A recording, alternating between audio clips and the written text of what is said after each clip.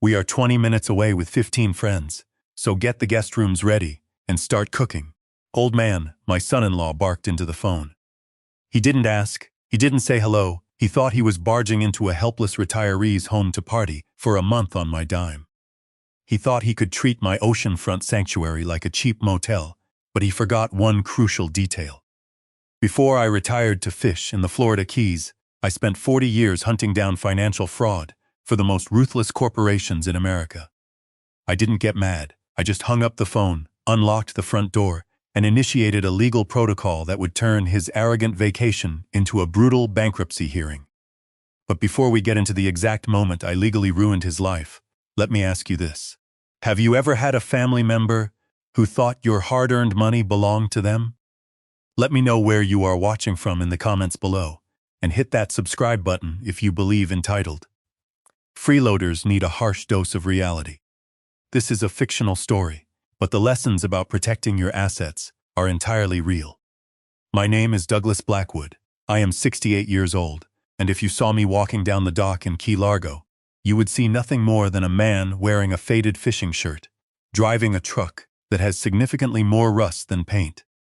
You would think I live paycheck to paycheck, clinging to my pension and Social Security to survive the rising costs of living. That is exactly what I want you to think. It is the perfect camouflage. It is certainly what my son-in-law, Brad, thinks. He looks at me and sees a senile old man who got incredibly lucky by buying a nice house at the right time. He does not see the $40 million sitting securely in diversified trust funds, managed with the cold precision of a surgeon. He does not see the labyrinth of shell companies and corporate shields I built to protect my family's inheritance. All he sees is an ATM that he believes he is entitled to withdraw from whenever he pleases. It was a Tuesday evening, and I was sitting peacefully on the expansive terrace of the azure horizon, my newly acquired villa. I was watching the sun dip slowly below the water, casting a brilliant orange and purple glow across the rippling waves. The ice in my glass of cheap, everyday whiskey clinked softly. It was the very first week of genuine peace I had known in years. I had deliberately purchased this villa through an LLC, specifically to keep my name off the public property records. I wanted a hidden fortress where no one could bother me. But I had made one fatal mistake. I told my daughter, Sarah, the address in strict confidence last week. Sarah is my sweet, loving, but tragically spineless daughter who could never say no to her manipulative husband. She had leaked the location. My phone vibrated violently against the teak wood table, shattering the tranquil silence of the evening. The screen flashed with the name, Brad. My stomach tightened instantly. It wasn't out of fear, but out of the sheer bone-deep exhaustion of dealing with a parasite who never stopped feeding. I answered the call without saying a word, letting the line open. The voice on the other end was aggressively loud, accompanied by the rushing wind of a car window rolled down and the obnoxious, thumping bass of electronic dance music. "Hey, old man," Brad shouted, his voice dripping with that unbearable arrogance he always carried. "We are on our way to you right now. There will be 15 of us. Prepare the beds, get the towels out, find some slippers, and have the food ready. We will be staying for 4 weeks. We will be there in 25 minutes. So, hurry up and get moving." He issued these orders as if he were the CEO of a Fortune 500 company, and I was merely the unpaid janitor. He didn't ask for permission. He didn't check if I had other plans. I took a slow, measured sip of my drink, letting the amber liquid coat my throat. 15 people, I repeated calmly, ensuring my voice betrayed absolutely zero emotion. "Yeah," Brad laughed, a grating sound that made my jaw clench. "My boys from the firm. We are celebrating the launch of my new fund. Sarah told us you bought a place right on the water. Why did you try to hide it, Douglas? Trying to keep the good life from your own family. That is incredibly selfish, man. Anyway, make sure you open the gate. We need ice for the cooler, and have the AC cranked all the way down. We are sweating out here." Before I could say another word, the line went dead. He hung up on me. I set the phone down on the table and looked out at the calm, endless ocean. I watched a seabird dive elegantly into the water to catch a fish. I realized my hard-won peace was already completely gone. The storm was coming. I could have screamed. I could have locked the gates and told him to turn around and drive back to Miami. But I knew Brad. He was the exact type of man who thrived on public conflict. If I simply said no, he would show up anyway, bang on the heavy iron gates, scream at the top of his lungs, and make a humiliating scene for the neighbors. Worse, he would weaponize Sarah, dragging my daughter into the middle of the crossfire, using her guilt to break my boundaries. I did not panic. Panic is a luxury for people who do not have a meticulously structured plan. I had exactly 25 minutes before the invasion began. I stood up, my joints popping slightly, and walked back into the massive living room. The space was beautifully furnished, with custom Italian leather sofas, pristine marble countertops, and original artwork pieces I had carefully collected over 3 decades of travel. Brad would destroy this elegant sanctuary in less than an hour.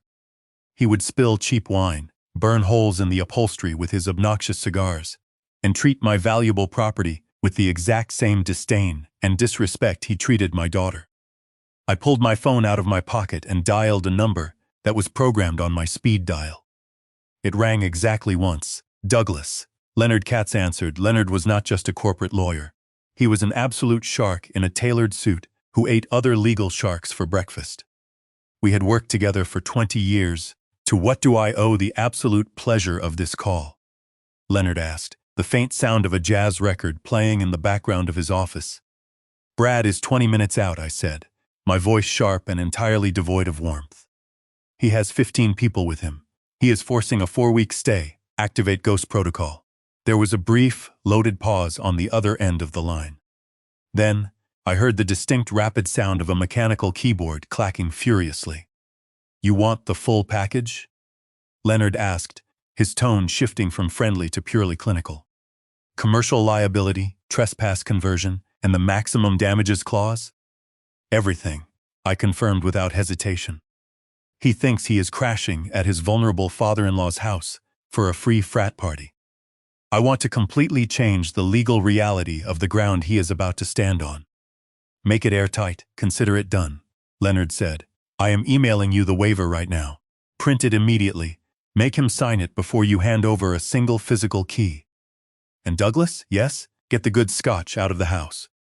These animals don't deserve it. I hung up the phone and moved with a terrifying speed that completely defied my 68 years of age. I walked briskly to the wine cellar.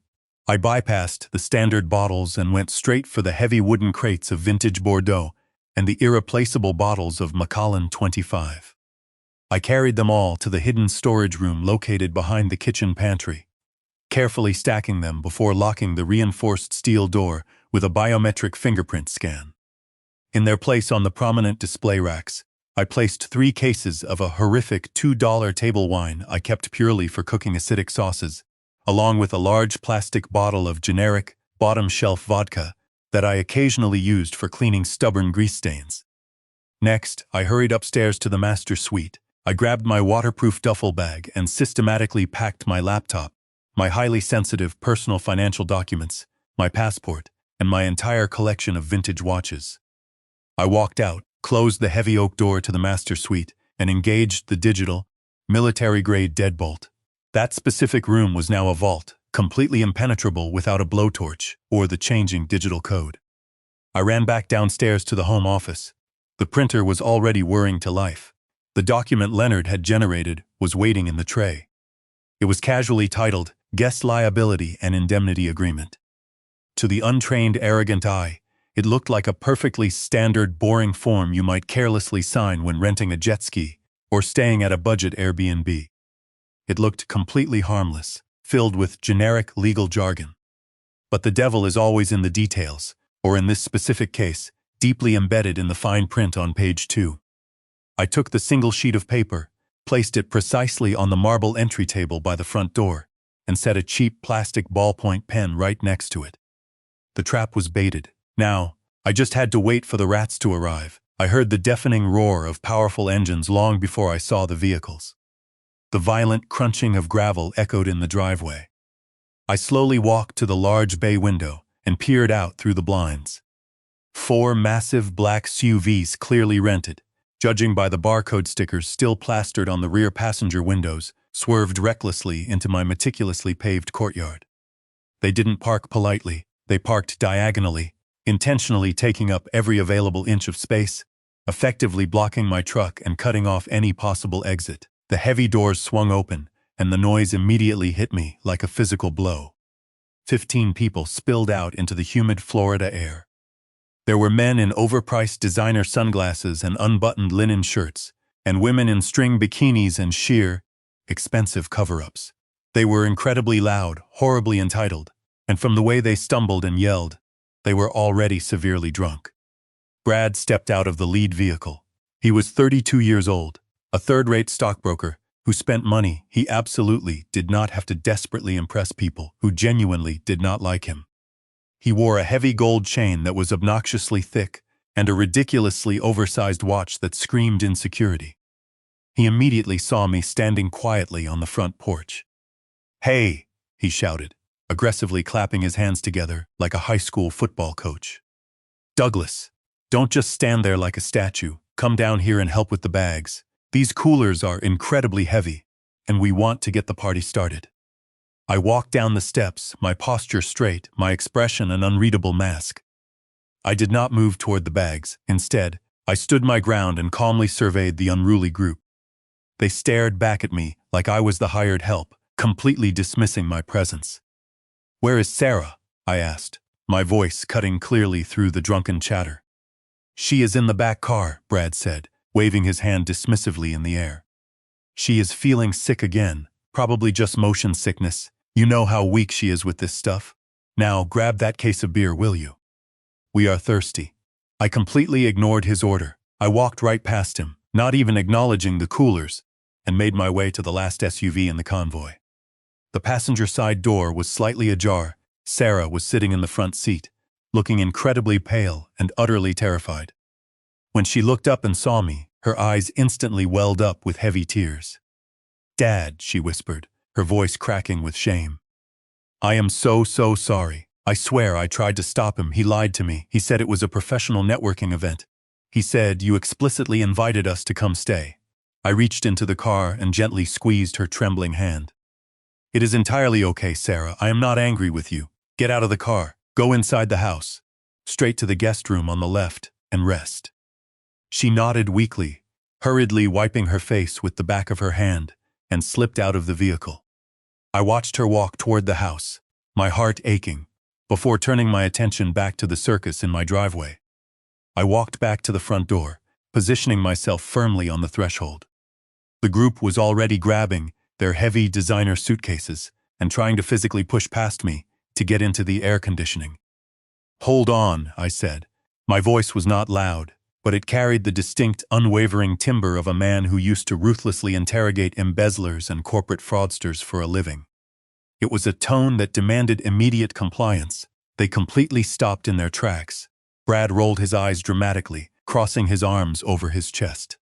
"What is it now, Douglas? We need to pee? We need drinks? Get out of the damn way, house rules," I said smoothly, pointing a steady finger toward the single piece of paper waiting on the entry table. "Everyone signs in before they cross this threshold. It is a strict insurance requirement. This is an oceanfront property. I simply cannot have one of your drunken friends slipping by the pool, cracking their head open, and attempting to sue me for everything I own."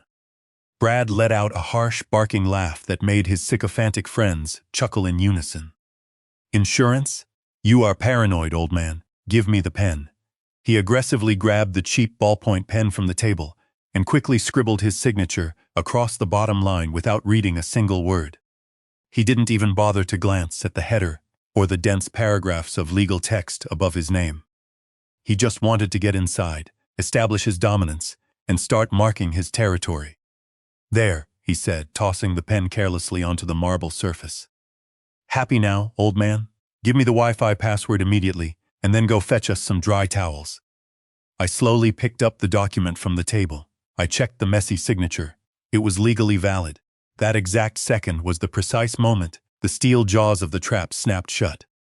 "The keys are in the door," I said softly, carefully folding the document and sliding it into the breast pocket of my shirt. I picked up my worn duffel bag and my heavy fishing rod case from the corner of the porch. Brad suddenly paused, a bottle of my cheap decoy vodka already clutched firmly in his hand. He looked at my bags, suddenly confused, Wait, he said, his brow furrowing. Where the hell are you going? I am going fishing, I replied, not breaking my stride as I walked past him. For how long? Brad asked, his voice rising in genuine bewilderment. Who is going to make the dinner? Who is going to clean up after us? We are staying for 4 weeks. I continued walking, carefully stepping over a massive, expensive suitcase he had carelessly dumped in the middle of the walkway. I am the owner, Brad, I said, not even looking back over my shoulder. I am not the butler, but we are staying for a month. He shouted after me, his voice echoing across the courtyard. You can't just leave us here. Watch me, I said. I walked out to my rusted beat-up truck. I had to carefully maneuver it over the delicate landscaping grass to squeeze around their obnoxious blockade of SUVs. As I slowly drove down the long, winding driveway, I glanced up into the rearview mirror. I saw Brad standing dumbly in the doorway, utterly confused, holding a bottle of cheap cleaning vodka, completely surrounded by 15 people who fully expected to be waited on hand and foot. He looked exactly like a triumphant king who had just conquered a beautiful castle, completely unaware that the entire structure was rigged to detonate. I did not go fishing. I drove exactly 5 miles down the stunning sun-drenched coast to the prestigious Islander Resort. It is an exclusive place where the staff knows my name, not because I am loud or flashy, but because I tip generously in cash and I absolutely never cause a scene. The impeccably dressed valet took the keys to my rusted truck without blinking an eye. He knew that my truck was worth significantly less than the tires on the luxury Bentleys parked next to it, but he also knew that I personally owned the massive corporation that insured the entire hotel property. I checked into a massive, sprawling suite on the top floor. It was a room adorned with cold marble floors and a silence so deep and profound it felt physically heavy. This was not a vacation room. This was my tactical command center. I did not come here to relax or sleep. I came here to hunt. I placed my laptop securely on the polished mahogany desk and cracked open a cold bottle of sparkling water. My hands were perfectly steady. They always are when the trap is successfully set. I quickly logged into the highly secure, encrypted server that controlled the Azure horizon. My villa was equipped with a state-of-the-art, military-grade smart home system. I had high-definition, audio-enabled cameras completely covering the living room, the massive kitchen, the expansive pool deck, the long hallways, and the front driveway. I obviously did not place cameras in the bedrooms or the bathrooms, because I am a ruthless, calculating man, not a pervert. But everywhere else was my absolute domain. The screen flickered to life, splitting into a perfect grid of 6 high-definition video feeds. The chaos was already fully underway. They were actively destroying the place.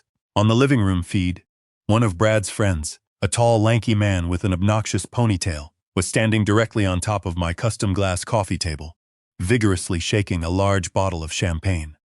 The cork violently flew off, rocketing toward the ceiling and taking a chunk of the plaster with it. The sticky foam sprayed relentlessly all over the custom Italian leather sofa. In the kitchen, a young woman in a bikini was frantically opening all of my custom cabinetry, aggressively sweeping my expensive culinary ingredients onto the floor because she couldn't immediately locate a corkscrew. And in the center of the living room stood Brad.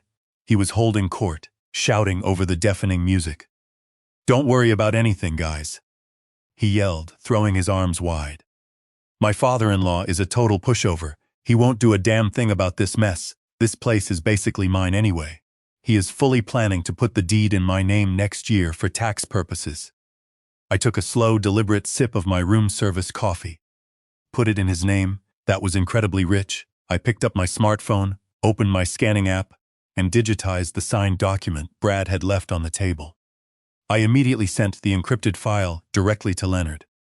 Document fully secured. I typed into the secure messaging app. "Execute Phase 2. Leonard replied almost instantly. "Conversion completely confirmed. The property status is legally changed from a private residential dwelling to a high-risk commercial venue." The clock officially starts right now. What Brad absolutely did not know, and what his monumental arrogance had completely blinded him to, was that the piece of paper he had so hastily signed was not a standard liability waiver. It was a legally binding, short-term commercial lease agreement. By carelessly scribbling his name on that dotted line, My son-in-law had legally agreed to rent my private villa as an unauthorized commercial event space. The daily rate, explicitly listed in bold print in the fine details, was $15,000 a night. There was also a highly punitive penalty clause, stating he would be charged an additional $5,000 per person for any undocumented or unlisted guests. When he signed, he had listed exactly 0 guests. There was a mandatory commercial cleaning fee of $10,000. But the absolute most important detail, the legal kill shot, was a clause that gave the landlord, me, the unconditional right to legally evict the tenant without any prior notice if any terms of the lease were violently breached, with the full remaining cost of the reservation becoming immediately due and payable. I watched on the high-definition screen as a guy casually dropped a lit cigarette directly onto my antique Persian rug. A small black burn mark instantly appeared on the intricate red silk pattern. I zoomed in on the image and hit the capture button, taking a clear screenshot. That specific rug had cost me $12,000 at an auction in London. I calmly opened a new blank spreadsheet on my laptop screen. I slowly to Item 1, Antique Persian Rug, Damage, Malicious Burn, Total Replacement Cost, $12,000. I sat back in the leather chair of my hotel suite and just watched. Most fathers would be entirely heartbroken to see their own family treat them with such appalling disrespect. They would be deeply saddened to watch their hard-earned property be senselessly destroyed. But I was not sad. I did not feel sorrow. I was calculating every single stain, every deep scratch, every drunken insult captured on audio was another line item on a bill that was going to permanently bury him. The demolition had officially begun. I watched as the drunken horde completely raided the pantry. They immediately found the cases of cheap, acidic cooking wine I had left out. One of the guys tore open a box, poured a glass, and immediately spat it out onto my pristine hardwood floor, laughing hysterically. "This tastes exactly like vinegar," Brad shouted, wiping his mouth in disgust. "Check the cellar. The old man must have a stash of the good stuff hidden somewhere." I watched intently as they stumbled into the back hallway and tried to forcefully open the reinforced steel door of the climate-controlled storage room, where the true vintage collection was securely locked. They violently kicked the heavy steel. They threw a solid oak chair at the door handle. The sturdy chair shattered into pieces upon impact. The reinforced door didn't even sustain a scratch. Item 2, solid oak dining chair, damage. Broken leg and shattered back, replacement cost, $800. Defeated by the steel door, Brad stumbled back into the massive kitchen. He was currently holding one of the bottles of wine I had purposely left on the counter. It was a completely ordinary bottle, but it sported a highly convincing, fancy French label that I had personally printed off the internet just 2 days ago. I had carefully glued it onto a $3 bottle of horribly vinegary table wine, completely mixed with a healthy splash of rubbing alcohol to give it a brutal, burning kick. I affectionately called it my decoy reserve. He held it triumphantly up to the bright kitchen lights, aggressively gesturing to his eager friends. "Look at this beauty," he shouted, his voice slurring heavily. "The paranoid old man tried to hide the good stuff from us. This is a 1998 Bordeaux. It is probably worth at least $2,000. His friends cheered loudly. They were a wild pack of hyenas dressed in expensive linen shirts, desperate for anything free. Brad completely bypassed the drawer containing the proper tools, grabbed a cheap corkscrew, and jammed it violently into the neck of the bottle, shredding the delicate cork because he possessed the finesse of a sledgehammer.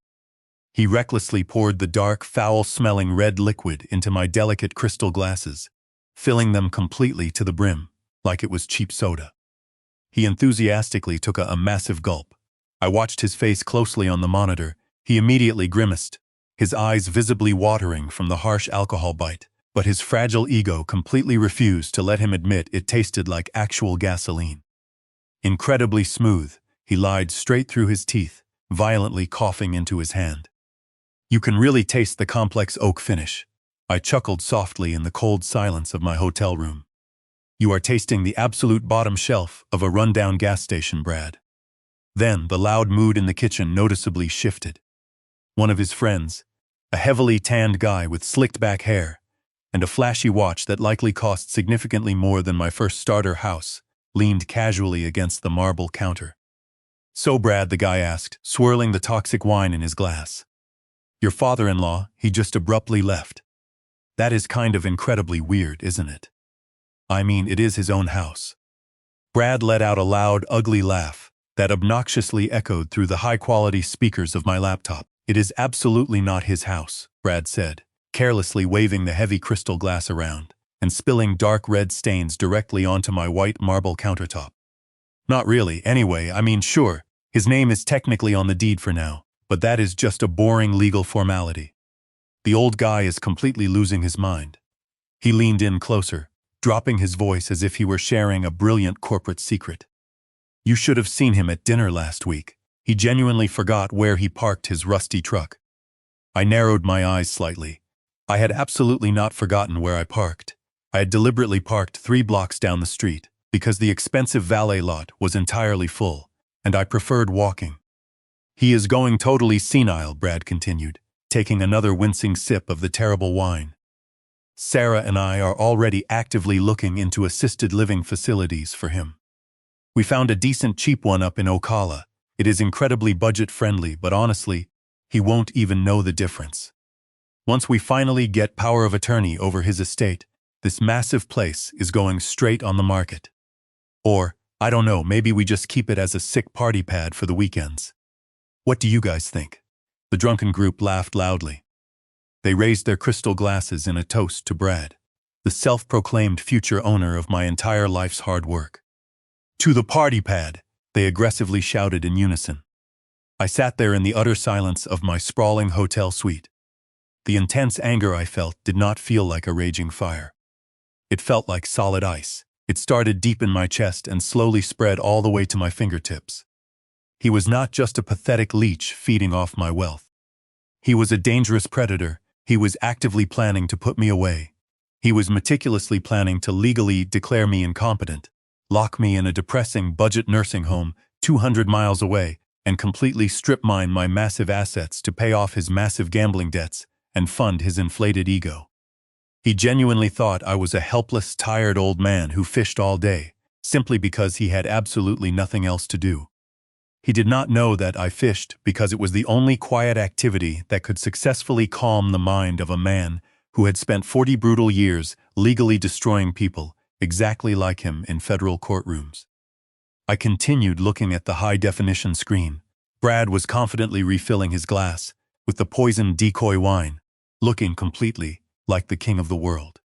He had absolutely no idea that he was currently standing directly inside a perfectly set legal bear trap that had already completely snapped shut around his ankle. I took a slow sip of my sparkling water. It was perfectly crisp and refreshingly cold. "You want to send me to a nursing home, Brad?" I whispered softly to the glowing screen. "I am going to completely send you to the poorhouse first." I immediately reached for my phone. It was officially time to start aggressively cataloging the mounting damages. Every single stain, every deep scratch, every malicious lie. I watched closely as the guy with the slick-back hair carelessly put his lit cigar directly out on my expensive kitchen island. He intentionally ground the hot ash deep into the natural stone. Entry number 3. I typed into the spreadsheet, "Malicious damage to natural stone surface. Specialized cleaning and resurfacing fee. $2,000. The night was incredibly young, and the total bill was just getting started." I leaned closer to the monitor. I needed to see absolutely everything. I needed to let the cold hate sharpen my focus, because when I was finally done with him, he would not have a nice house to go back to. He would absolutely not have his high-paying job. He would certainly not have my daughter as a wife. He would have absolutely nothing but a very, very expensive, lifelong lesson in why you never, ever underestimate the quiet old man by the sea. As I watched Brad forcefully kick a piece of broken glass across the floor, a dark memory violently surfaced. It clawed its way up from the very back of my mind, cold and sharp. It was exactly 5 years ago. It was a rainy Tuesday afternoon. Brad had unexpectedly come to my old, private office, the small one I kept downtown before I had fully retired. He was incredibly pale. He was sweating profusely through his expensive suit. He was actively crying. He had sat down in the guest chair, physically shaking, and frantically told me he had made a terrible mistake. A massive mistake. He had recklessly leveraged his personal trading account on a highly volatile, high-risk options trade and had lost absolutely everything. But it wasn't just his own money he lost. He had desperately borrowed $50,000 from a violent, connected bookie in Vegas just to cover the immediate margin call. He tearfully told me they were going to physically break his legs if he didn't pay by Friday. He told me they would come directly to the house where he lived with Sarah. "Please, Douglas," he had desperately begged, hot tears streaming rapidly down his panicked face. "Please don't tell Sarah. She will definitely leave me. I will work hard and pay you back every single cent. I swear on my life. Just help me this one time, please." I had looked at him closely then, and I saw a pathetic, deeply broken boy. I thought heavily about Sarah. I thought purely about my daughter's happiness and her future. I absolutely didn't want her husband to be permanently crippled by thugs. I certainly didn't want dangerous criminals aggressively knocking on her front door in the middle of the night. So, against my better judgment, I wrote the check, $50,000. I wired the funds directly to the offshore account he provided to instantly clear the dangerous debt. I never once asked for the massive sum of money back. I just desperately wanted him to learn a hard lesson. I genuinely wanted him to be safe and become a better husband. Exactly 2 weeks later, at a large, sunny family barbecue, I was flipping burgers on the grill when I overheard him talking loudly to Sarah and her easily impressed cousins about his supposed financial genius. "Yeah," Brad had said loudly, puffing out his chest and confidently holding a cold beer. "The market took a massive unexpected dip last week, but I bravely doubled down. Diamond hands, baby. I made 50 grand in a single brilliant afternoon. I completely cleared all of our outstanding debts. It is all about knowing exactly when to hold them and when to risk it all." Sarah had looked up at him with such pure, unadulterated adoration. "My absolute hero," she had said softly. I had stood there quietly by the hot grill, flipping the meat, and I had said absolutely nothing. I let him have the massive, disgusting lie. I let him completely keep his fragile dignity, because I foolishly thought it would magically make him a better man. I naively thought genuine gratitude would somehow change his toxic nature. I looked at the live screen. Now, I looked directly at the arrogant man, who was currently happily letting his drunken friends completely destroy my sanctuary. The man who mockingly called me old man. The man who was actively planning to violently throw me into a depressing nursing home just to legally get his greedy hands on the rest of my hard-earned money. He hadn't learned a single thing. He had completely taken my quiet silence for extreme weakness. He had fundamentally taken my incredible generosity for sheer stupidity. I looked down at the running total on the spreadsheet. The amount was now well over $40,000 in physical damages and legal fees. And the night was completely far from over. This time, there would be absolutely no check to save him. There would be absolutely no silence. There would be absolutely no rescuing him from the angry bookies, or the aggressive banks, or the full weight of the law. He had maliciously lied to my daughter about his fake success. He had maliciously lied to me about his fake gratitude. I watched as another drunken guest, a man soaking wet in his swim trunks, sat down heavily on the delicate linen armchair in my reading nook. The heavily chlorinated pool water soaked instantly deep into the expensive fabric. That specific chair was imported, vintage French furniture upholstered in rare raw silk. Item 5, vintage armchair, damage, water and heavy chlorine saturation, value $4. Total loss. I hit the enter key. The software updated the massive running total. The balance of power had permanently shifted 5 years ago, but Brad was incredibly too arrogant to ever notice. He completely thought he was playing a fun game with a senile retiree. He didn't realize he was currently locked in a brutal cage match with a highly trained forensic accountant who had aggressively kept every single receipt. I shifted my attention to the high-definition camera covering the expansive, dark patio.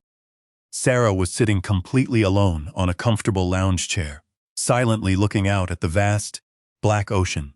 She was intentionally not part of the wild, destructive party raging inside. She looked incredibly small. She looked profoundly tired. I knew with absolute certainty that soon, very soon, I would have to completely break her fragile heart to ultimately save her life. I would have to clearly show her exactly who she had blindly married and that painful truth would hurt me infinitely more than any stained silk rug or burned Italian leather sofa. But suddenly, the situation violently escalated. I zoomed in on the kitchen counter feed. Brad was using one of my extremely expensive, hand-forged Japanese chef knives to carelessly pry open a stubborn beer can, aggressively bending the delicate tab up with the absolute tip of the razor-sharp blade. The brittle tip immediately snapped off with a sharp ping. Item 6, hand-forged Damascus steel knife, damage broken, tip value $600, keep going. Brad, I whispered intensely, you are happily digging a financial hole so deep you will absolutely never climb out.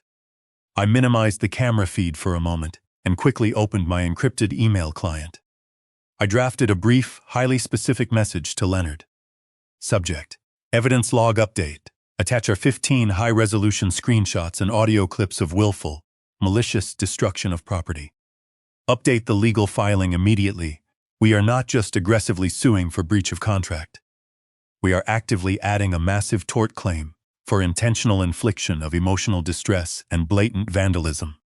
I hit send. I sat back and calmly waited for the next disaster. The hot Florida night was incredibly young, and my entitled son-in-law was proving to be exceptionally expensive.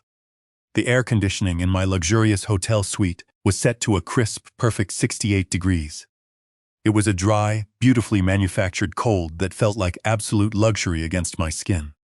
5 miles away at the azure horizon, the Florida night was heavily burdened with oppressive humidity. It was the exact kind of suffocating heat that aggressively wraps around you like a heavy, wet wool blanket, the kind of thick, stagnant air that makes your expensive clothes stick uncomfortably to your sweating back within seconds of stepping outside. I sat comfortably at the polished mahogany desk, looking intently at the complex dashboard of the smart home system on my laptop. The digital clock read exactly midnight. The wild party at the villa was still actively raging, but the drunken energy had noticeably shifted from aggressively destructive to simply sloppy and exhausted.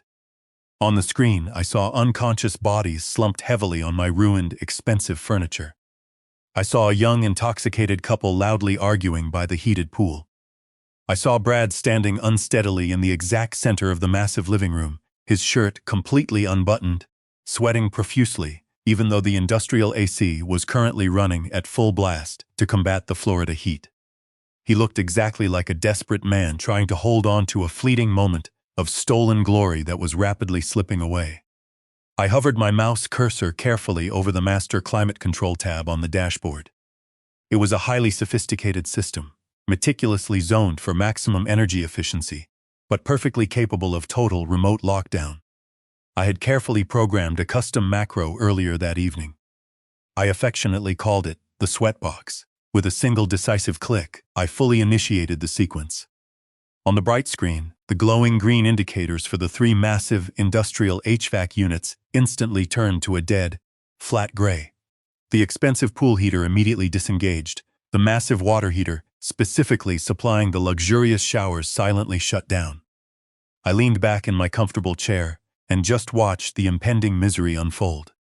It takes exactly about 15 minutes for a massive glass house in the humid Florida Keys to turn into a suffocating greenhouse when the cool air forcefully stops moving. At exactly 12:15 a.m. I saw the very first signs of severe physical distress. The drunken girl who had carelessly spilled the fake wine on my priceless rug started frantically fanning herself with a glossy magazine, her makeup beginning to streak. The guy with the slicked-back hair uncomfortably peeled off his ruined linen jacket and aggressively wiped his dripping forehead with his bare sleeve. At exactly 12:20 a.m., heavy condensation actively started to rapidly form on the inside of the massive sliding glass doors. The air inside the closed villa was becoming incredibly stagnant, heavily recycled, and brutally hot. At exactly 12:30 a.m., sheer panic fully set in. Brad was angrily marching around the living room, violently smashing the digital thermostat buttons on the wall with his thick fingers. I could clearly see him aggressively shouting, furiously pointing up at the silent vents. He recklessly grabbed an expensive dining chair, stood unsteadily on it to reach the ceiling, and pressed his sweaty hand directly against the cold metal vent, desperately feeling for a phantom breeze that absolutely wasn't there.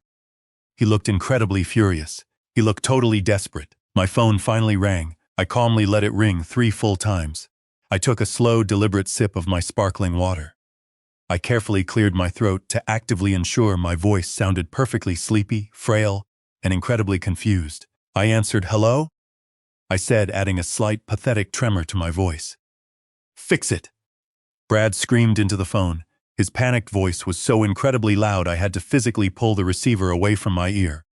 "Fix it right now, old man, Brad?" I said slowly, heavily emphasizing my feigned confusion. "It is well after midnight. What is happening? What is the matter? The damn AC is completely dead," he yelled, his voice cracking with rage. "The water is freezing cold. My guests are literally melting in here. It is 90 degrees in this house. You sold us a massive lemon. Get a repairman out here immediately." I glanced at the system dashboard. The internal temperature was actually only 82 degrees, but combined with the brutal Florida humidity and the massive amount of alcohol heavily circulating in their systems, it probably felt like well over 100. "I am currently looking at the system app on my phone, Brad," I lied smoothly. "It absolutely does not show a mechanical malfunction. It shows a specific status code. It says eco limit reached. What the hell is an eco limit?" Brad aggressively demanded, breathing heavily. I purposely paused, letting the heavy silence stretch just long enough to be incredibly annoying. "Well, Brad, as I desperately tried to carefully explain to you, this specific property is strictly zoned for commercial use under the new, aggressive environmental ordinances. The automated system automatically caps energy usage after a specific threshold to completely prevent grid overload. You actively have 15 people in there, aggressively running massive lights, loud music, and heavy appliances. You triggered the hard cap. Turn it off." Brad barked like a rabid dog. "Bypass it right now." "I absolutely do not care about the local grid. I simply can't just turn it off," I said, my voice dripping with fake helplessness. "It is a mandated hard lock. The absolute only way to reset the heavy system is to properly enter an admin override code. So properly enter the damn code," he violently shouted. "I can't do that, Brad. The complex code is automatically generated by the utility company. They actively charge a massive service fee for any emergency overrides outside of standard business hours. It is an automated billing feature. I literally have no control over it." Brad went completely silent for a tense second. I could clearly hear his drunken friends, loudly complaining, in the background. One girl was hysterically crying that her expensive makeup was completely melting off her face. Another guy was aggressively yelling that he couldn't take a cold shower. "How much?" Brad asked, his voice incredibly tight with suppressed rage. I quickly checked the entirely fictional fee schedule I had happily created in my mind. $500, I said flatly. $500. He shrieked, his voice breaking. "To temporarily turn on a damn air conditioner? You are completely out of your mind. I am absolutely not paying that." "Then you will just have to patiently wait until the cycle automatically resets," I said calmly, completely unbothered. "When exactly does it reset?" he demanded. 8 o'clock tomorrow morning, I stated simply. There was a massive, violent crash on the other end of the line. I am fairly certain he aggressively threw a heavy stone coaster directly at the wall. "You are blatantly lying," he hissed venomously. "You are maliciously doing this on purpose to ruin my night." "Brad," I said, carefully keeping my voice perfectly level and innocent. "I am securely in bed. I am just a retired old man. Do you honestly think I know how to aggressively hack a complex smart grid? I am simply reading exactly what the app explicitly says. If you desperately want the cold air back, I have to directly pay the utility provider right now. That money has to come from somewhere." I waited patiently. This was the ultimate test. I knew Brad's precarious financial situation significantly better than he did. I actively knew he had irresponsibly maxed out 2 different credit cards just to rent the massive SUVs parked outside. I explicitly knew he had less than $2,000 remaining in his checking account until his next unpredictable commission check cleared, which absolutely wouldn't be for another agonizing week. $500 wasn't just a simple fee, it was a massive, significant percentage of his entire liquidity. But I also intimately knew his ultimate weakness, his fragile, massive ego. He was currently standing in a hot room, completely full of highly judgmental people he was desperately trying to impress. People he had arrogantly told he practically owned this luxurious place. If he couldn't magically fix the AC, he looked incredibly weak. He looked exactly like a massive fraud. He looked exactly like an unwanted guest who didn't even know how to properly work his own supposed house. Fine, he spat aggressively. I am sending it right now, but you better fix this in exactly 5 seconds, or I am violently tearing the expensive thermostat right off the damn wall. I immediately heard the distinct, satisfying ping of a Venmo notification on my secure iPad. $500 securely received. It absolutely wasn't about the meager amount of money. I literally possess $40 million. I casually spend $500 on boat fuel without even blinking. It was entirely about the forced submission. It was strictly about aggressively making him literally pay for the distinct privilege of merely breathing comfortable air in the house he actively tried to steal from me. I securely received the massive digital transfer, I said. Hold on just a moment. I purposely waited exactly 10 full seconds. I then typed a few random keys loudly on my laptop keyboard. Absolutely not because I needed to, but simply because I immensely enjoyed the theatrical element of the entire situation. I casually clicked the large reactivate button on the digital screen. Instantly, the gray HVAC indicators warmly turned a bright, solid green. There, I said smoothly. The system override is now actively engaged. It should significantly cool down the entire property in just a few short minutes. It is absolutely about damn time, Brad aggressively grumbled into the phone. And forcefully listen to me, Douglas. Do not ever think I am completely forgetting about this little stunt. When Sarah and I inevitably take over the official title, we are violently ripping this entire eco-crap system completely out of the walls. I smiled broadly in the dark silence of my hotel room. You absolutely won't be taking over any title, Brad.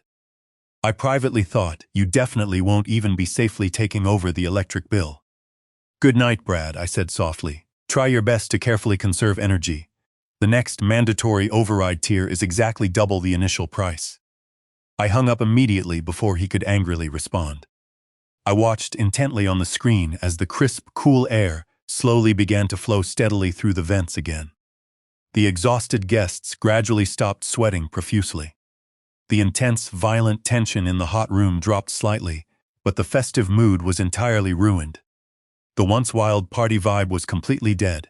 They were extremely tired, terribly sticky, and incredibly annoyed. Brad was aggressively pacing the destroyed kitchen, frantically checking his banking app repeatedly on his glowing phone. I could clearly see the massive stress visibly tightening in his broad shoulders. He was desperately doing the mental math. He was slowly, painfully realizing that his extremely limited cash reserves were actively bleeding out. I quickly opened my massive spreadsheet again. Item 7, emergency utility service fee, $500 securely paid, but I certainly didn't stop there. I added a completely new, devastating column to my spreadsheet. Emotional damages. I thought deeply about the horrible time 3 years ago when Sarah had frantically called me, aggressively crying because her reliable car had been forcefully repossessed right out of her office parking lot. Brad had confidently told her he personally paid the massive bill. He absolutely hadn't. He had selfishly used the crucial money to violently buy an expensive VIP table at a trendy club to impress his fake clients. I had quietly gone down to the depressing impound lot, generously paid the massive release fees, and successfully got her car back. When I later confronted Brad about the disgusting lie, he aggressively told me to completely mind my own business and that he was handling it. He handled absolutely nothing. He only aggressively consumed. He maliciously destroyed. And he pathologically lied. I looked at him closely on the screen now. He was desperately pouring another massive glass of my toxic fake wine, aggressively trying to rally his completely exhausted troops. He was loudly shouting something completely incoherent about how he personally fixed the broken system, arrogantly taking full credit for supposedly solving a massive problem that I had entirely created. He had absolutely no idea that the massive AC fee was merely the small appetizer. I minimized the live camera window and quickly opened the local weather forecast for Key Largo. Tomorrow was definitely going to be incredibly hot, and tomorrow, a very special, highly trained guest, was going to forcefully arrive at the destroyed villa. I picked up my smartphone and sent a quick, encrypted text message directly to Leonard. Phase 2 is officially complete. The primary subject is highly financially engaged. Please actively prepare the professional actor for the critical morning role. Leonard immediately replied with a simple, solid thumbs-up emoji. I closed my glowing laptop. I calmly walked to the massive hotel bed and lay down gently on the crisp, perfectly cool sheets. I slept incredibly peacefully, exactly like a baby. I explicitly knew that 5 short miles away, my entitled son-in-law was likely sleeping with one panicked eye completely open, desperately wondering what else in his stolen kingdom was inevitably going to suddenly break. He didn't know that the absolute real demolition hadn't even truly started yet. The expensive house was simply the physical stage. Tomorrow, I was aggressively going after the massive audience. Day 3 brutally broke over Key Largo with a blinding sun that was significantly too bright and a heavy humidity that was suffocatingly heavy. On my laptop screen, the luxurious azure horizon literally looked exactly like an active crime scene. Bright red plastic cups violently littered the expensive paved driveway. A massive pink pool float uniquely shaped like a flamingo was completely deflated and sadly draped over the beautiful balcony railing exactly like a dead bird. The immaculate, imported grass, which I generously paid a professional landscaping crew exactly $2,000 a month to meticulously maintain, was aggressively crisscrossed with deep, violent tire tracks from exactly where one of Brad's drunken friends had stupidly decided to do dangerous donuts in a massive rented SUV at absolutely 3 o'clock in the morning. I sat comfortably in my hotel suite, casually drinking strong black coffee and intently watching the live feed. I had certainly not slept much, not at all because I was nervously worried, but entirely because I was incredibly busy. I had spent the majority of the night meticulously compiling a massive, devastating digital dossier. I had extremely clear, high-resolution screenshots of blatant drug use taking place on my property. I had crisp, undeniable audio of Brad confidently discussing illegal insider trading tips with his sleazy friends' tips that sounded highly illegal and completely actionable by the SEC, and now I was fully prepared to actively add brutal physical assault to the growing list. I picked up my phone and sent a single decisive text message to Leonard. Green light. Leonard Katz is an incredibly successful man who aggressively charges exactly $600 an absolute hour to comfortably sit in an air-conditioned, luxury office and legally destroy massive corporations. But today, he was gleefully doing absolutely pro bono work purely for the sake of our long friendship and, frankly, for the massive entertainment value. He slowly pulled up to the devastated villa in a highly nondescript, completely white sedan. He absolutely wasn't wearing his usual incredibly expensive 3-piece Italian suit. Instead, he was wearing a very cheap, beige short-sleeved button-down shirt, incredibly boring dark slacks, and a thick lanyard holding a heavily laminated ID card that looked incredibly officially governmental. He casually carried a thick wooden clipboard. He literally looked exactly like every annoying bureaucrat who has ever completely ruined a fun afternoon. He looked absolutely perfect. I watched intently on the driveway camera as he slowly walked up to the damaged front door. He actively didn't rush. He purposely walked with the painfully slow, plodding, incredibly annoying pace of a man who gets paid strictly by the hour to actively find massive problems. He forcefully rang the loud doorbell. He waited. He rang it again. He aggressively knocked a sharp, highly authoritative rap that loudly echoed clearly through my audio feed. It took exactly 3 agonizing minutes for the heavy front door to finally open. Brad stood there. He was casually wearing bright boxer shorts and a completely unbuttoned linen shirt. His dark hair was an absolute mess. His bleary eyes were incredibly bloodshot. He looked exactly like a massive man who was violently halfway through a terrible bender and actively starting to slowly realize the impending hangover was going to be absolutely terminal. "What?" Brad aggressively barked. He completely didn't even actively look at Leonard.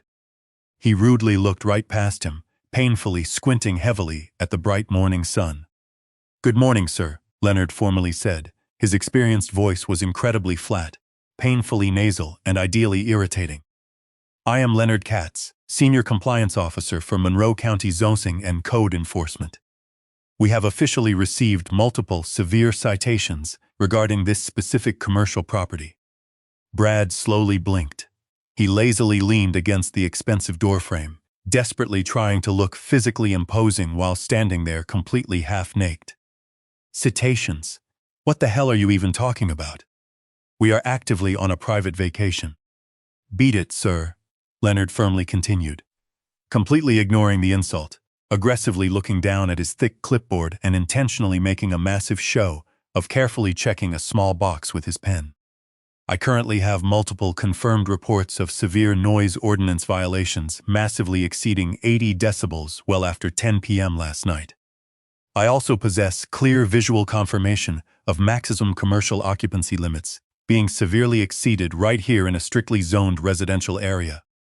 Leonard paused, letting the heavy legal words sink in. And furthermore, I currently have a highly credible report of completely unauthorized, illegal commercial activity occurring on these specific premises, specifically an entirely unlicensed commercial event venue operation. Brad let out a harsh, aggressive laugh. It was a terribly dry, cracking sound. Commercial activity. Are you completely stupid? This is an entirely private house. It belongs exclusively to my rich father-in-law. We are literally just hanging out here, according strictly to the official county registry, and the massive, signed commercial lease agreement legally filed exactly 48 hours ago, Leonard said, aggressively tapping the signed paper attached to his clipboard. This specific property is currently legally designated as a high-risk, short-term commercial rental. That legal designation actively subjects it to an entirely different, incredibly strict set of municipal safety codes. I absolutely need to immediately inspect the active fire extinguishers and all marked emergency exits. He forcefully took a massive step forward, completely attempting to enter the house. Brad immediately stepped out, aggressively blocking him. He violently puffed out his bare chest. The massive amount of alcohol from the wild night before was clearly still completely doing the active thinking for him. You are absolutely not inspecting anything, Brad violently shouted. You are going to immediately get in your pathetic little white car, and you are going to leave my property before I aggressively call the damn cops. I am an official code enforcement officer, sir, Leonard stated incredibly calmly, his nasal voice totally unwavering. Actively denying me legal access to a certified commercial property during standard business hours is a massive, direct violation of State Statute 479. It clearly carries a mandatory fine of exactly $2,000 per individual incident. Brad's flushed face instantly turned a violently dark red. He aggressively stepped significantly closer to Leonard. He was violently invading Leonard's personal space, aggressively using his larger height to physically intimidate the older man. Leonard completely didn't flinch. He fiercely stood his ground, his pen poised aggressively over the thick clipboard. I completely don't give a damn about your stupid statutes, Brad violently shouted, spit flying from his lips. Do you even actively know exactly who officially owns this massive house? Douglas Blackwood. Do you have any idea exactly who that is? I absolutely do not, Leonard calmly stated. He is an incredibly wealthy man. Brad violently spat. He literally has money you can't even actively dream of. And I am his highly trusted son-in-law. I am basically his own son. I am basically the absolute owner. If you dare write me a pathetic ticket, I will aggressively have your stupid badge. I will personally buy your entire miserable apartment complex and violently turn it into a damn parking lot.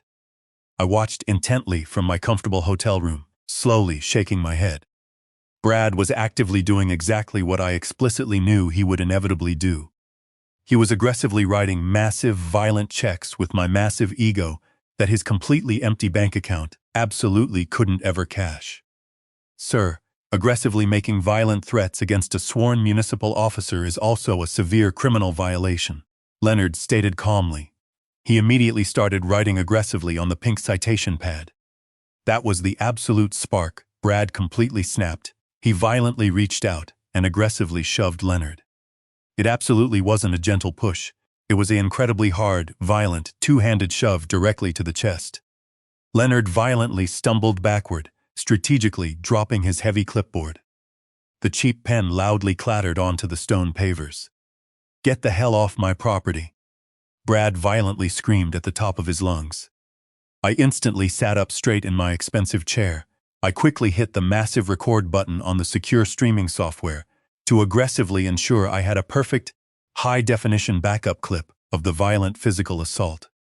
Leonard slowly regained his balance. He calmly adjusted his glasses. He completely didn't look angry. He literally looked exactly like a highly satisfied man who had just massively won the state lottery. He slowly reached up and gently tapped the very small, completely black, rectangular device securely clipped to his cheap shirt pocket. "Sir," Leonard stated, his voice suddenly dropping a massive octave, completely losing the annoying nasal whine and instantly becoming the deep, terrifying voice of a ruthless federal prosecutor. "That is an active physical assault on a sworn code enforcement officer. This entire violent interaction is currently being fully recorded on a highly active police body camera. You have absolutely just committed a massive third-degree felony under strict Florida state law." Brad completely froze. He nervously looked directly at the small, blinking camera. He looked back at Leonard. For a very brief second, the massive fog of alcohol completely cleared, and I clearly saw incredibly genuine, sheer terror in his wide eyes. But his arrogance came rushing back. "You are faking it." Brad sneered. "That is not a camera. You are just a paper pusher. Get out before I hurt you." Leonard picked up his clipboard and tore off the pink carbon copy of the citation. He placed it on the planter next to the door. "You have been served, Mr. Thompson." Leonard stated coldly, "The police will be in contact regarding the felony assault. Have a pleasant day." Leonard whacked to his sedan and drove away. Brad stood frozen, staring at the car, then down at the pink slip. That slip carried exactly $75,000 in commercial penalties. It was over. 15 minutes later, I arrived at the villa behind two Monroe County Sheriff's cruisers. When I walked up my driveway, Brad was frantically arguing with the officers. His entitled friends were scrambling to pack their bags, realizing the free ride was dead. "Dad," Sarah cried, running out of the house. "What is happening?" "I am legally evicting a commercial tenant, Sarah," I said firmly. Brad pointed a shaking finger at me. "You set me up, old man." "I set nothing up," I replied, devoid of emotion. "You signed a commercial lease. You brought unlisted, destructive guests, exceeding capacity limits. You destroyed over $40,000 of my property. And you assaulted a code enforcement officer. You legally owe me $115,000. Payable immediately. You get nothing. Get out of my house." Brad's face drained of color. The color drained from his face. He looked at Sarah. "Sarah, tell him he can't do this." Sarah looked at the destruction, the police, and then at Brad. The fog of his manipulation lifted.